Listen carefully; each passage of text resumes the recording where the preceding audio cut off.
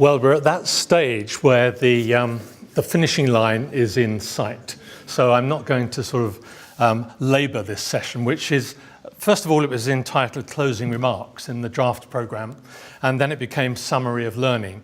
I'm leaning towards the former, just closing remarks, because as George said at the opening session yesterday, the whole of this get-together will be about learning. And I think it would be presumptuous of me to tell you what you have learned, because I think each of us will have taken from this 2 days different aspects of learning from the consortium programme. Thank you very much for inviting me to come. And I've thoroughly enjoyed it, and it's fleshed out so much for me, because usually I just see the written word. And so it's good to be able to meet you individually, as I have, and also to hear from others the aspects of the programme that they've been dealing with. And also I've noticed, I think, what a good turnout you've had here at this get-together. You've had the TWC country representatives, you've had representatives from the consortium partners who've either chaired the sessions or been around, and also representatives from the parliament, some of the parliaments within which you're working. So therefore, the lessons that have come out from these 2 days, I think you can go away thinking, well, there was a good opportunity to air how things have been going. George referred to my personal involvement with this programme. It goes back to 2009. And at that time, I was a programme advisor with Triple Line Consulting, and I tended to look more at what the objectives were and how you've gone about them, and what achievements have been made. But currently, I'm now a learning advisor with KPMG, and I think that even that reflects in microcosm what George said at the opening, which was that there has been a shift over the 4.5 years so far as DFID and the GTF programme in particular is concerned, that there's now a greater emphasis on impact and results rather than just the management of the programme, which is where I came in. One thing I want to do is just to put your programme in context as a part of the Governance and Transparency Fund more broadly. George has just started on that by saying that obviously there were 38 grant holders who were involved, and of course they're all coming to an end. You know, I picked up yesterday that there was a certain regret around the room that this particular programme is coming to an end. Yes, that's true, but all the 38 programmes are now coming to an end so far as DFID is concerned. And what DFID wants to do at this stage is they want to see what return they have had on their investment of £138 million over this 5-year period. Jill and I had a little discussion outside yesterday, and she said, will there be a GTF2? Well, as far as I'm concerned, no, there won't. It was conceived during that period of Labour government in the mid-2000s, when there had been, prior to that, a lot of focus upon anti-corruption measures and so on. But this was sort of to try and redress partly that balance, to see what support could be given particularly to NGOs and CSOs to make the people's voice count more.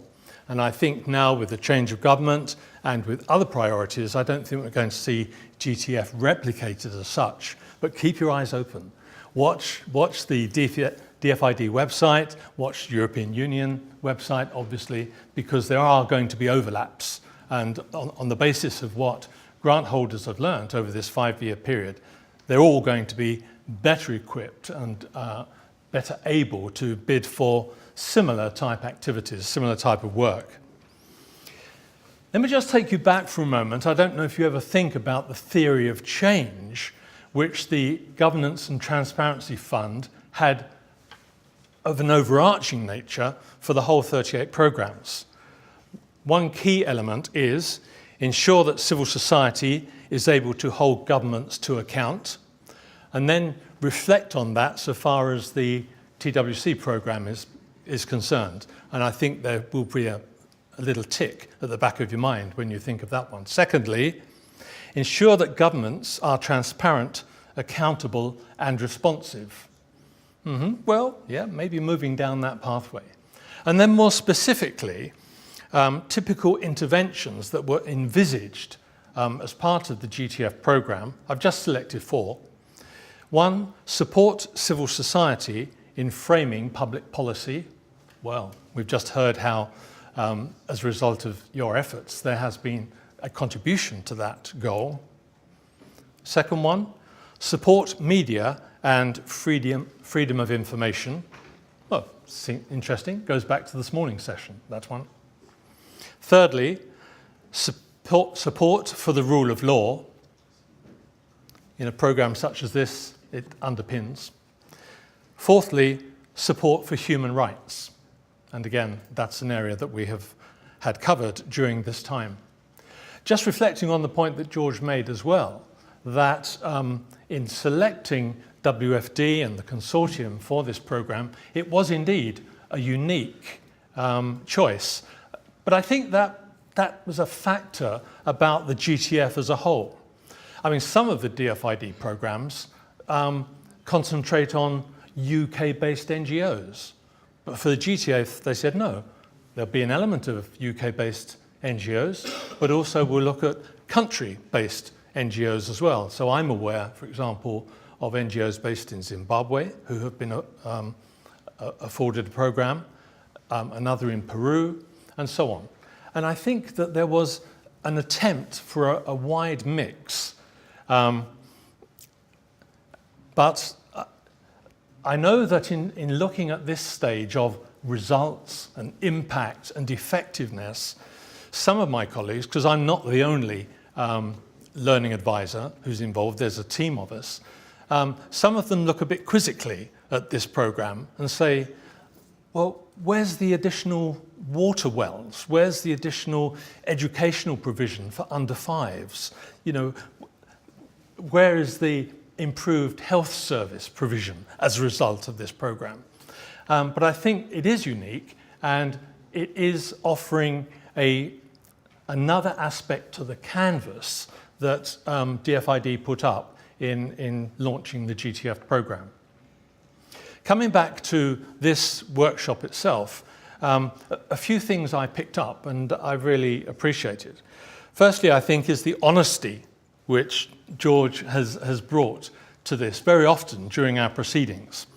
For example, one thing he said was, maybe we should have had earlier engagement with CSOs than in fact we've had. I mean, the benefit of hindsight, we all know, you know, to look back and say we should have done this or should have done that. But I just appreciate the fact that you put it out there. Secondly, you said we should have taken more time to think through the strengths and weaknesses of local parliaments and local partners. Yeah, very honest. Thirdly, the situation in Georgia with the relocation of the parliament out of Tbilisi. And you deliberately took a posture in that of stepping back, letting the programme run, but just see where things went. And I think that is the characteristic that I picked up over the last 4 years of the consortium, that it is very honest in its presentations and in its reporting, but also I think you have tended to undersell yourself because often the questions that you're asking are tremendously honest, but in a way you already know what those answers are and you just want to be sort of reassured in the way that you're going on the right pathway. But I do appreciate that, and I know that others within the team, within the GTF team, appreciate that as well. Now, just thinking briefly, this is where we are today, 30th of May. What are the next steps? Because GTF is coming towards the end of its natural life. There's a lot of work, as I'm sure you're all aware, within the next few months. I've tried to categorize them under delivery dates. The first is your 5th annual report, which will be required by the end of June. And I'm sure that there are plenty of you beavering away at the moment, providing annexes or paragraphs that will contribute into that report. And that obviously is the 5th of a series of reports that you produce on an annual basis over the last few years. There's also the final evaluation report, which is being conducted by an independent evaluator. Aileen Lyon was here yesterday from the Delta Partnership. And what's interesting is that the terms of reference have been drawn up by the consortium. It's an independent evaluation that's going to be conducted. The report will be presented to you. You then have the opportunity to comment on it and give a reaction to us of how you see it and your response to it. It's a very similar format to that which we had with the midterm report two and a half years ago. But that is another strand of work, and I know that some of the Delta Partnership teams are visiting in country, either they have done or they're about to do so. So do take advantage of that and spell out the positive messages of achievements as best you can. Third strand, and comparatively new one that has come up this year, is an analysis of the most significant results that the consortium has been able to achieve. And we've got until the end of August for those results to be brought together. I think it's true. What's happened overall is that DFID have received over 160 most significant results across the whole program. It's then looked at those and said, well, that's too many for us to handle. What we would like you to do is to look at these in particular. And I think in the case of the consortium, it's about 5 particular results that have been identified.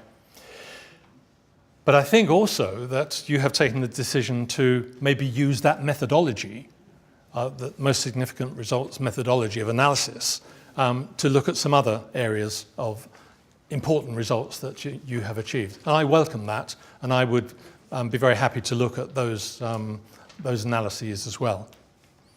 And then finally, by the end of December, or in December this year, there will be the project completion report, which is a DFID requirement for all programs, which will particularly refer to the final evaluation and your comments on that. So that is a significant amount of work that is coming up over the next few months. Alongside that, I've identified what I think are 3 challenges that you will need to address in one way or another. One is this issue of sustainability, because we're coming to the end of a 5-year program, and it's interesting from the session we had just now to see that overlapping has been the European Union intervention and program, which is in parallel with and will continue the work for a while longer. But in each of the countries, each of the parliaments in which you're working, it's something that you're going to have to think about. And I guess that both in the final evaluation report and in some of the other work, you're going to have to make reference to that in terms of, is this now embedded? Are these changes embedded in the parliaments? How will that continue? The whole question of sustainability. Another area is value for money. And obviously this is something these days that DFID is very, very concerned about. It will come up within the final evaluation report, and it would also come up under the most significant results. So we're looking for comments around efficiency and economy, the best use of the money that has been available to you, and the results that have been achieved as a result of that.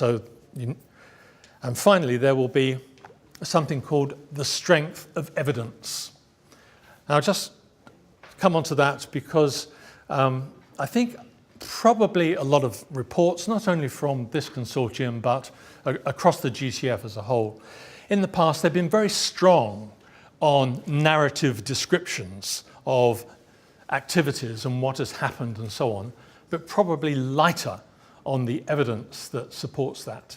And certainly within the significant results analysis exercise, there is a framework there to help you think through the strength of evidence that you have, building on the work that Bond has been doing.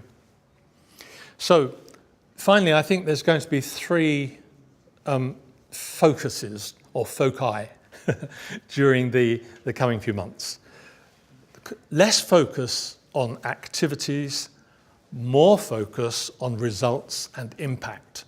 So in other words, when we're looking at this raft of reports, really at this stage we don't want to hear so much about the number of training courses that have been held and so on. These are enabling measures, but as a consequence of that, what are the results, what is the impact, what are the changes that have actually taken place? Secondly, just referred to it, less narrative reporting, more evidence. And finally, less focus on the output indicators, these are the outputs that we've achieved, more focus on the purpose and goal level indicators. Because as we're coming to the end of the program, we're pushing up the agenda, looking at goal and purpose that you set out to achieve in the first place. Activities support that, and we've looked at those year on year, looking at the achievements, rating scale, and so on. But do think more in terms of the goal and the purpose and the evidence in support of that. That's all I have to say, George. Thank you.